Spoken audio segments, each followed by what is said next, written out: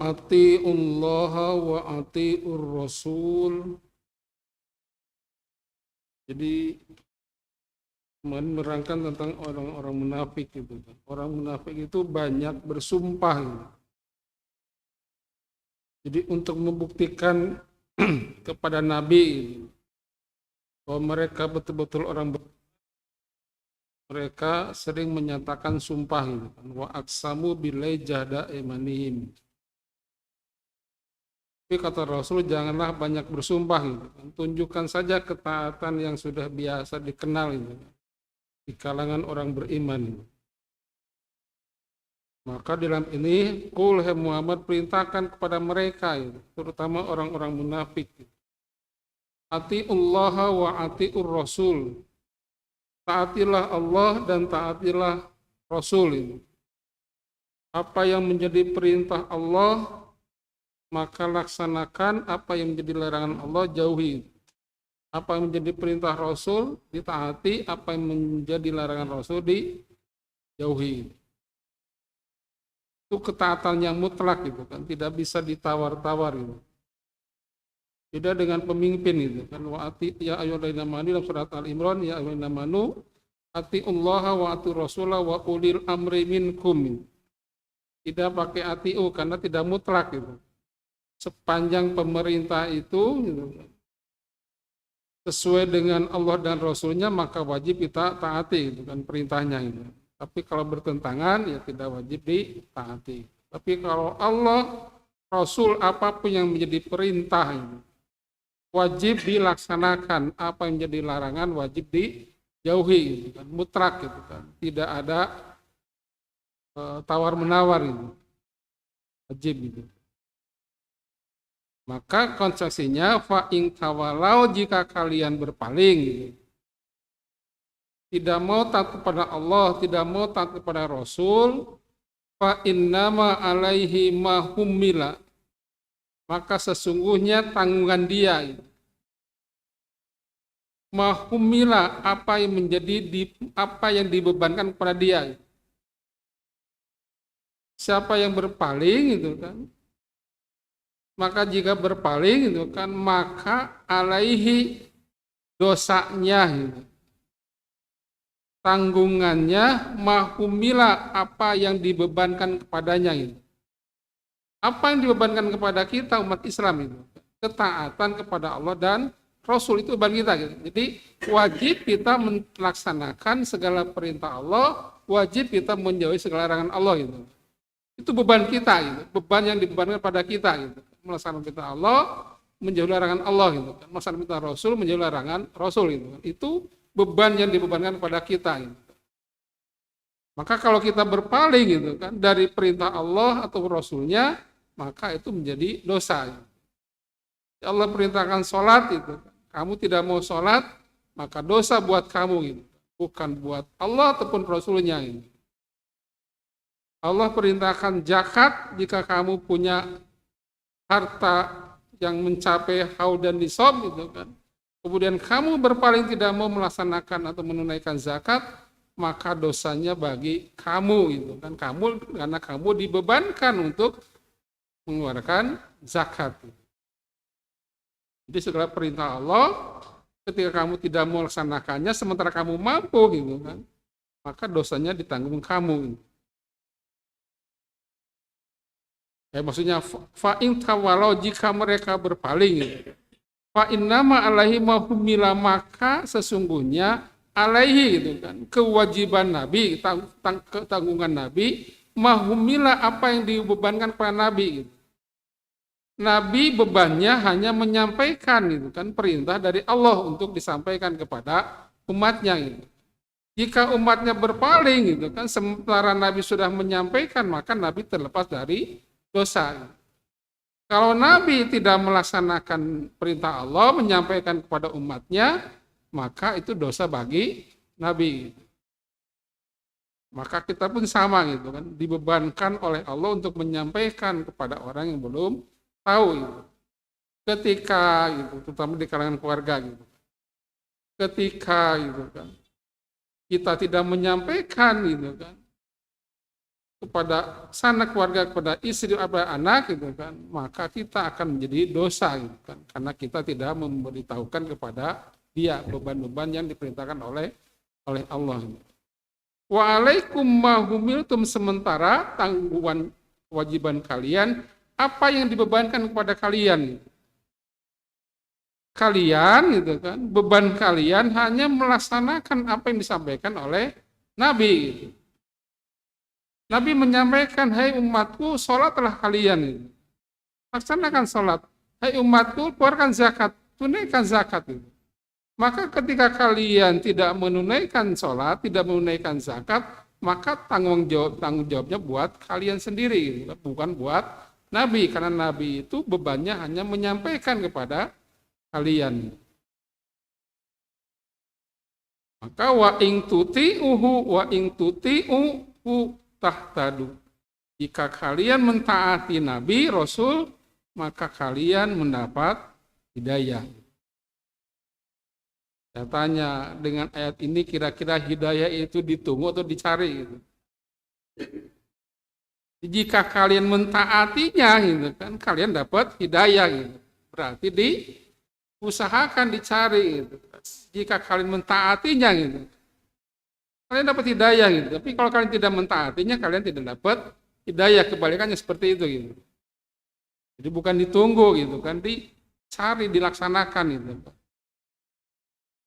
Saya belum dapat hidayah gitu kan, pergi ke masjid gitu kan. Karena kamu nggak melangkahkan kakimu ke masjid gitu kan, sampai kapan kamu nggak dapat hidayah gitu. Tapi kamu langkahkan kakimu gitu kan, berusaha dulu gitu. Kira-kira kamu gak mampu 5 waktu, apa yang mampu kamu 5 waktu ke masjid gitu kan. Duhur masih kerja, asar masih kerja, coba maghrib, isya, subuh gitu kan, yang kamu mampu bisa pergi ke masjid itu. Dengan jangan alasan karena capek, ngantuk, itu bisa dikalahkan gitu, ngantuk gitu. Nah, itu namanya hidayah jika kamu mentaatinya gitu kan. Jika kamu pergi ke Mesir gitu kan, kamu dapat hidayah, itu namanya tahtadu itu gitu. Aduh, mau ngaji gak iso gitu kan. Belajar gitu kan. Ada apa? Ada ikro gitu kan. Siapa membimbing? Banyak gitu kan. Pak Sugi membimbing nanti al-ikro gitu kan. Bisa gitu kan.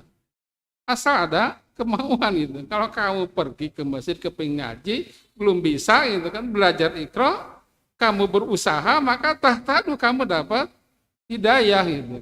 Jadi wat intutiu diusahakan dulu gitu. Wa ma'ala rasuli ilal balagul mubin, karena kewajiban Rasul itu hanya menyampaikan yang jelas itu kan, yang nyata saja. Jadi tidak berdosa itu kan Nabi ketika umatnya durhaka, karena apa? Nabi sudah menyampaikan. Maka ketika umat mentaati Allah, mentaati Rasul itu kan, maka janji Allah, wa'adallahu alladzina amanu minkum wa amilus solihati, Allah akan menjanjikan kepada orang-orang yang beriman di antara kalian dan orang-orang yang beramal soleh. Iman diiringi dengan amal soleh.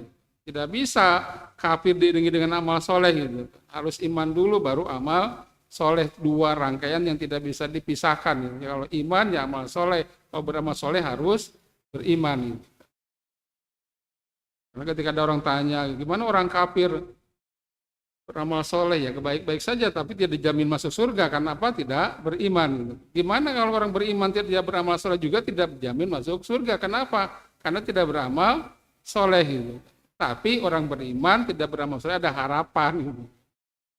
Apa dapat syafaatnya, selama tidak melakukan kesyirikan, itu aja. Apa janji Allah? La yastakhlifannahum fil ardi. Sungguh Allah akan memberikan kuasa, menjadikan khalifah kepada mereka di muka bumi, penguasa di muka bumi. Allah menjanjikan orang beriman, beramal soleh, menjadi khalifah penguasa di muka bumi. Dan itu terbukti gitu kan di zaman Nabi gitu. Bagaimana orang-orang beriman itu kan dari sesuatu yang kecil di waktu di Mekah itu kan dengan penuh harap yang rasa takut yang luar biasa, kemudian berkembang ke Madinah gitu kan. Di Madinah bisa menyebarkan dakwah sehingga banyak umat yang masuk Islam. Kemudian bisa menaklukkan satu negeri dengan negeri yang lainnya, Mekah, kemudian Yaman gitu kan, kemudian sesudah sejarah Arab gitu kan. Nah, sehingga umat Islam berkuasa. Di zaman Nabi mungkin hanya Jazirah Arab, nanti ketika zaman Abu Bakar ditambah lagi, apalagi di zaman Umar tambah ke negeri Syam itu luas. Kemudian di zaman Utsman tambah lagi keluar itu, tambah banyak lagi itu kan. Kekuasaan umat Islam. Itu salah satu contoh itu kan. Ketika orang beriman taat kepada Allah dan Rasulnya dibuktikan dengan amal soleh gitu kan, maka umat Islam itu kan menjadi penguasa di negeri, di muka bumi ini. Tapi kalau imannya sudah runtuh, amal solehnya sudah runtuh itu kan, maka jangan harap umat Islam itu akan menjadi khalifah gitu. Siklusnya kan 700 tahunan gitu. Zaman Nabi 100 tahun kemudian kan berkuasa gitu. Kemudian karena umat semakin hubud dunia gitu, kemudian kekhalifahan di zaman Abbasiyah gitu kan mulai hancur gitu kan, diserang oleh Genghis Khan gitu. Muncul lagi gitu kan, itu tapi tetap ada kekhalifahan gitu kan, tapi tidak sekuat di zaman Nabi dan Khulafaur Rasyidin gitu. Baru muncul lagi abad ke-14 kekhalifahan Utsmani gitu kan. Itu semakin kuat itu kan. Dengan namanya panglimanya Al-Fatih gitu. Menguasai dunia bahkan ke Eropa gitu kan, ke Andalusia, Spanyol gitu. Ketika itu hampir 4 abad umat Islam berkuasa gitu. Runtuh karena tadi iman amal solehnya sudah rontok gitu kan dengan dunia gitu. Ini bisa muncul lagi siklus ke abad ke-7 kemudian pada abad ke-21 gitu. 2100 itu. Makanya kenapa orang-orang barat terutama Yahudi gitu kan sering menyerang gitu kan umat Islam itu. Karena ada sinyal itu kan kelahiran Islam itu nanti akan lahir di Gaza gitu. Sehingga bagaimana meruntuhkan umat Islam di Gaza gitu. Orang Yahudi supaya umat Islam tidak bangkit gitu kan. Tapi kalau kehendak Allah terjadi juga gitu. Tapi wallahu alam gitu kan. Nanti tinggal nunggu aja abad ke-21 gitu. Di mana muncul kekhalifahan kekuasaan umat Islam, apakah di Indonesia, apa di Gaza atau di negara mana gitu. Dan itu akan terjadi akhir zaman gitu. Mana umat Islam berkuasa, nanti runtuh lagi gitu. Nah itu janji Allah itu kan, kamastaghlafal ladzina min qablihim, sebagaimana Allah memberikan kekuasaan kepada orang-orang terdahulu sebelum umat Islam itu. Siapa? Kepada Bani Israel ini. Atau kepada Dzulkarnain ini. Dzulkarnain kan orang berkuasa dari timur sampai barat. Atau Nabi Sulaiman yang punya kekuasaan luar biasa gitu. Hebat sekali gitu. Maka di zaman Nabi pun umat Islam seperti itu gitu. Maka dari sekian khalifah gitu kan, Nabi hanya mengatakan 12 khalifah yang betul-betul memberikan kemakmuran kepada umatnya gitu. Tapi tidak menyebutkan siapa saja gitu. Dari sejarah kan bisa dilihat kalau Rasulullah kan jelas gitu kan. Kemudian ada Umar bin Abdul Aziz itu kan, ada Muawiyah yang pertama gitu. Setelah itu semuanya hubud dunia gitu. Apalagi anak Muawiyah, Yazid bin Muawiyah, itu luar biasa kejamnya gitu kan, sampai cucu Nabi saja dipenggal lehernya gitu kan untuk mempertahankan kekuasaannya gitu. Karena khawatir itu kan umat Islam akan memberikan dukungan kepada Hasan gitu. Sehingga istrinya dibujuk untuk meracuni Hasan. Husain dipenggal gitu. Jadi kejamnya luar biasa Yazid itu dengan panglimanya Hajjaj bin Yusuf gitu. Sampai-sampai anaknya Abu Bakar As-Siddiq Abdurrahman gitu kan, itu pun dibunuh oleh Hajjaj bin Yusuf itu. Panglima Yazid itu, kejamnya. Jadi runtuh gitu. Yang kedua kata Allah, wala yumakkinanna lahum dinahumul ladzir tadolahum.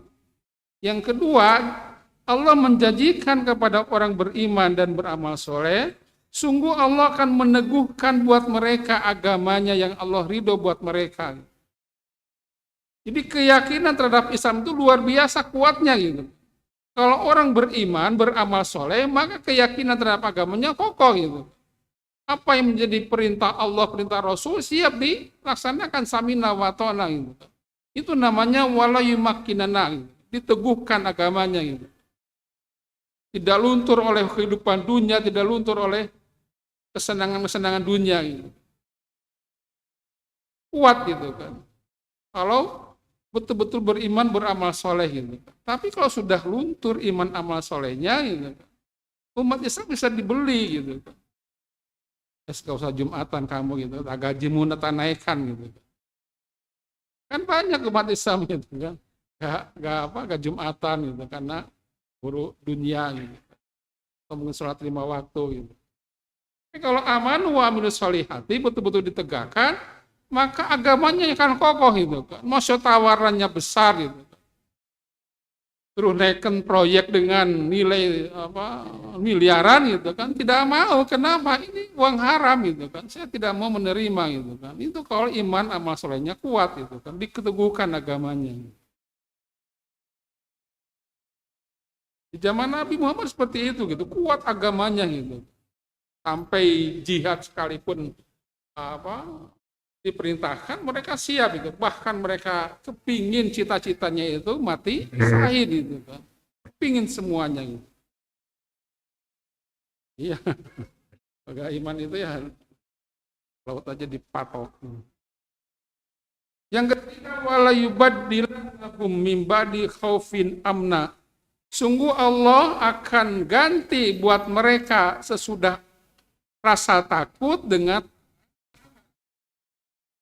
Nabi. Para sahabat itu kan ketika di Mekah gitu kan, di Madinah ada perasaan cemas gitu kan. Karena komunitasnya kan masih kecil gitu. Ketika mereka sudah kuat, teguh gitu kan, maka hilang rasa takut tadi gitu kan. Amna menjadi rasa aman gitu. Tidak ada perasaan takut lagi gitu. Meskipun musuh sebesar apapun itu kan, sahabat itu gak ada rasa khawatir gitu. Bagaimana ketika perang Yarmuk gitu. Zaman Khalifah Umar melawan kekuasaan Kekaisaran Romawi. Padahal jumlah umat Islam itu cuma 3.000 atau berapa gitu. Ya 200.000 gitu kan. Kan 200.000 ya 3.000 melawan 400.000 kalau tidak salah. Tapi bisa mengalahkan. Meskipun ya banyak umat Islam yang gugur gitu kan. Tapi rasa takutnya sudah gak ada gitu. Pertama saja di Mekah itu rasa takutnya gitu kan, dan pertama kali menginjakkan kaki di Madinah gitu kan. Tapi setelah itu karena Allah kuatkan agamanya sehingga perasaan takut itu tidak ada gitu. Musuh seberasa besar pun siap diterjang. Apa yang menjadi cirinya itu? Ya budunani, mereka betul-betul ibadah kepadaku kata Allah itu. Apa yang diperintahkan Allah siap dilaksanakan. La yusriku nabi syai'a, tidak menyekutukan aku kata Allah dengan suatu apapun itu. Jadi betul mereka akidahnya dijaga betul itu, murni gitu kan, tidak pernah menyekutukan Allah dengan sesuatu apapun itu. Di istilah syai'an itu gitu kan, menyamakan Allah itu kan dengan sesuatu sekecil apapun itu. Tidak pernah dilakukan oleh para sahabat pada waktu itu gitu. Betul-betul akidahnya terjaga, dan itu yang membuat janji Allah turun kepada mereka gitu. Tapi waman kafara ba'da dzalika, barang siapa yang kufur sudah itu gitu. Umat Islam akidahnya tercampuri dengan kesyirikan, dengan percaya kepada hal yang mistik gitu kan. Budaya-budaya mistik dipelihara gitu kan. Maka jangan harap umat Islam bisa menjadi penguasa, jangan harap Allah akan teguhkan agamanya, jangan harap Allah akan mengganti rasa takut dengan rasa aman, jangan harap itu. Selamanya Allah itu akan berikan cobaan ujian ini. Lihat itu kan, ketika kemusyrikan sudah merajalela itu kan, maka musibah itu terus terjadi dan itu membuat rasa manusia gitu. Di mana-mana kan, ke gunung mau tamasa takut longsor, ke pantai takut tsunami gitu. Gimana gitu kan? Khauf, rasa takut itu kan. Karena tadi banyaknya kesedihan dilakukan oleh masyarakat. Maka kalau sudah itu faulaikumul fasikun, mereka termasuk orang-orang yang fasik. Maka untuk meneguhkan keyakinan kita, kata Allah, wa aqimus sholata wa atuz zakata wa atir rasulallah la'allakum turhamun. Dirikan sholat, tunaikan zakat, taatilah Rasul agar kalian mendapatkan kasih sayang dari Allah, berikan rahmat. Jadi untuk zaman sekarang buktikan saja gitu kan. Agama ketaatanmu kepada Allah dengan melaksanakan sholat. Pelaksanaan sholat yang terbaik gitu kan, yang dicatat oleh Nabi gitu kan. Masjid berjamaah, tepat waktu gitu kan.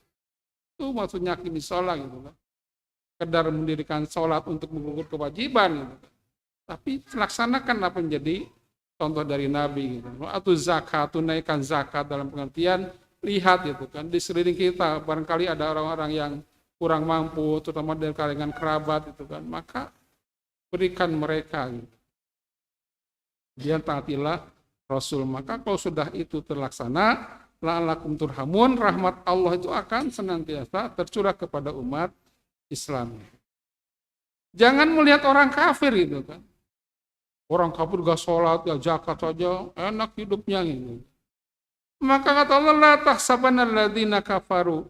Jangan kamu mengira orang-orang kafir mu'ajizina fil ardi, mereka bisa luput siksa dari sana Allah di muka bumi gitu. Jangan dikira gitu kan. Ya mereka senang punya mobil, punya gedung mewah gitu kan. Tapi bisa jadi suatu saat Allah akan berikan peringatan atau siang kepada mereka itu, setidaknya di dalam sakaratul maut itu.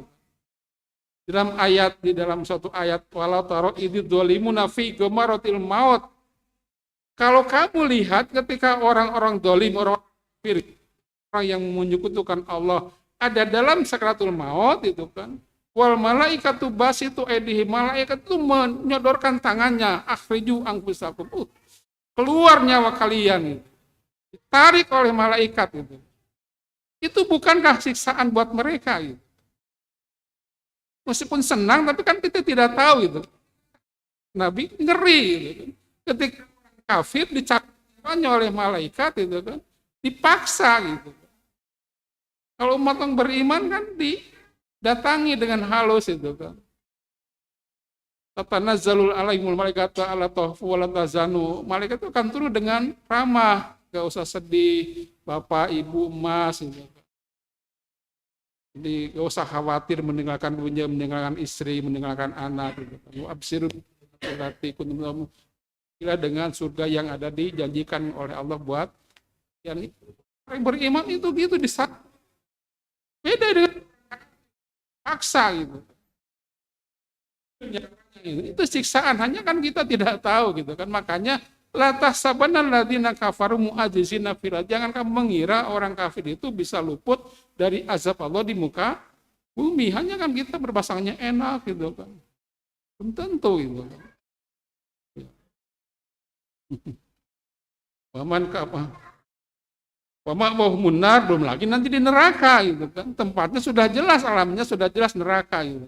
Walabisal masir, dan neraka sungguh seburuk-buruknya tempat kembali. Mudah-mudahan kita dijauhkan dari neraka. Demikian, wassalamualaikum warahmatullahi wabarakatuh.